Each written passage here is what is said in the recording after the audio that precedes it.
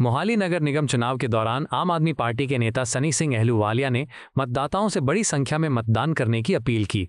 उन्होंने कहा कि लोकतंत्र में वोट सबसे बड़ा अधिकार है और हर नागरिक को इसका उपयोग अवश्य करना चाहिए।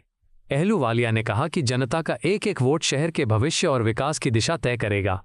उन्होंने लोगों से शांतिपूर्ण माहौल में मतदान करने की अपील करते हुए कहा कि चुनाव लोकतांत्रिक प्रक्रिया का हिस्सा है और सभी उम्मीदवारों को जनता से समर्थन मांगने का अधिकार है। उन्होंने विश्वास जताया कि मतदान शांतिपूर्ण और निष्पक्ष तरीके से संपन्न होगा। नगर निगम चुनाव के दौरान कांग्रेस उम्मीदवार हरमीत गांधी ने मतदान दिवस को लोकतंत्र के लिए महत्वपूर्ण दिन बताया। उन्होंने कहा कि आज लिया गया फैसला शहर के भविष्य को प्रभावित करेगा और मतदाताओं की भूमिका बेहद अहम है। हरमीत गांधी ने लोगों से अपने मताधिकार का सोच समझकर उपयोग करने की अपील की। उन्होंने कहा कि लोकतांत्रिक व्यवस्था की मजबूती के लिए हर नागरिक का मतदान आवश्यक है।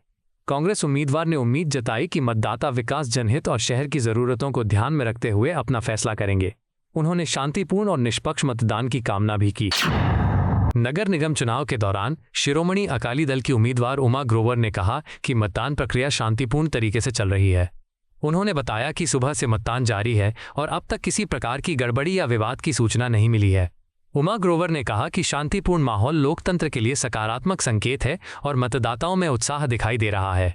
उन्होंने उम्मीद जताई कि चुनाव प्रक्रिया इसी तरह व्यवस्थित ढंग से जारी रहेगी।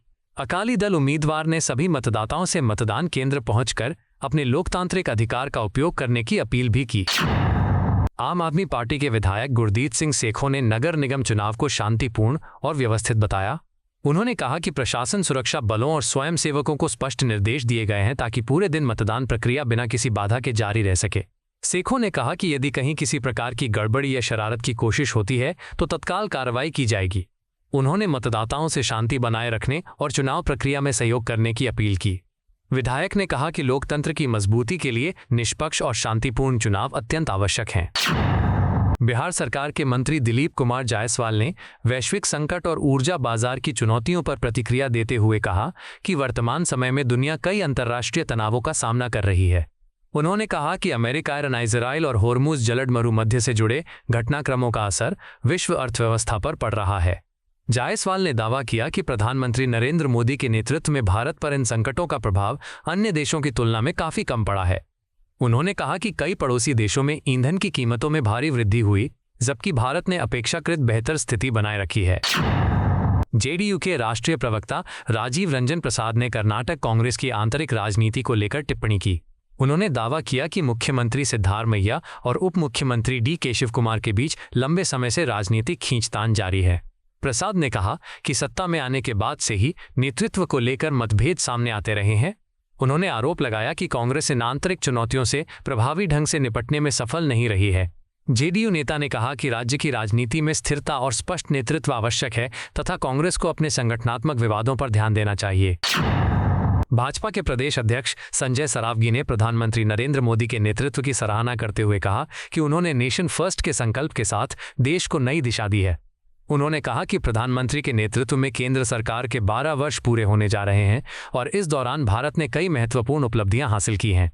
सरावगी ने दावा किया कि मोदी आज दुनिया के सबसे लोकप्रिय नेताओं में शामिल हैं और देश का बड़ा वर्ग उनका समर्थन करता है। उन्होंने बताया कि भाजपा 5 जून से 21 जून तक विशेष कार्यक्रमों के माध्यम से सरकार की उपलब्धियों को जनता तक पहुंचाएगी। बिहार के मंत्री रामकृपाल यादव ने प्रधानमंत्री नरेंद्र मोदी के कार्यकाल के 12 वर्ष पूरे होने पर उनकी उपलब्धियों की सराहना की। उन्होंने कहा कि प्रधानमंत्री ने सबका साथ, सबका विकास और सबका विश्वास के सिद्धांत पर आधारित कई जनकल्याणकारी योजनाएं लागू की हैं। यादव ने दावा किया कि इन पहलों का लाभ गरीबों और जरूरतमंदों तक पहुंचा है तथा देश विकास की दिशा में तेजी से आगे बढ़ा है।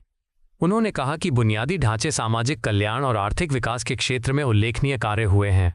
मंत्री ने जनता के समर्थन को सरकार की सबसे बड़ी ताकत बताया। कांग्रेस सांसद जेबी माथेर ने समान नागरिक संहिता और चुनावी मुद्दों को लेकर केंद्र सरकार की नीतियों पर सवाल उठाए। उन्होंने आरोप लगाया कि भाजपा चरणबद्ध तरीके से अपने राजनीतिक एजेंडे को आगे बढ़ाने का प्रयास कर रही है। माथेर ने कहा कि संविधान और लोकतांत्रिक संस्थाओं की रक्षा करना आवश्यक है तथा किसी भी बड़े बदलाव से पहले व्यापक जनसहमति होनी चाहिए।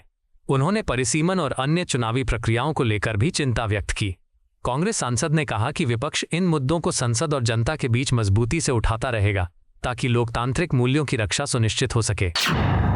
पंजाब कांग्रेस अध्यक्ष अमरिंदर सिंह राजा वॉरिंग ने बढ़ती महंगाई और आम लोगों की आर्थिक परेशानियों को लेकर चिंता व्यक्त की। उन्होंने कहा कि लगातार बढ़ती कीमतों ने आम नागरिकों की स्थिति को कठिन बना दिया है। वॉरिंग ने दावा किया कि महंगाई का सबसे अधिक असर निम्न और मध्यम वर्ग के परिवारों पर पड़ रहा है, जिनके लिए रोजमर्रा के खर्च पूरे करना चुनौती बनता जा रहा है। उन्होंने कहा कि जनता अपनी समस्याओं को लोकतांत्रिक तरीके से व्यक्त कर रही है और सरकार को उनकी आवाज सुननी चाहिए। कांग्रेस नेता ने महंगाई कम करने के लिए प्रभावी कदम उठाने की मांग की। पश्चिम बंगाल की मंत्री अग्निमित्रा पॉल ने कहा कि सरकार द्वारा विपक्षी विधायकों को भी बैठक में आमंत्रित किया जाना लोकतांत्रिक परंपराओं का सकारात्मक उदाहरण है। उन्होंने बताया कि मुख्यमंत्री के निर्देश पर सभी संबंधित विधायकों को चर्चा और सुझाव देने के लिए बुलाया गया। पॉल ने कहा कि सरकार विभिन्न क्षेत्रों के विकास और जनहित के मुद्दों पर सभी जनप्रतिनिधियों के साथ संवाद बनाए रखना चाहती है। उन्होंने इसे सहयोगात्मक राजनीति की दिशा में महत्वपूर्ण कदम बताया। मंत्री ने उम्मीद जताई कि सभी पक्ष मिलकर जनता की समस्याओं के समाधान और विकास कार्यों को आगे बढ़ाने में योगदान देंगे। आपको यह वीडियो पसंद आया हो तो इसे लाइक करें, हमारे चैनल को सब्सक्राइब करें।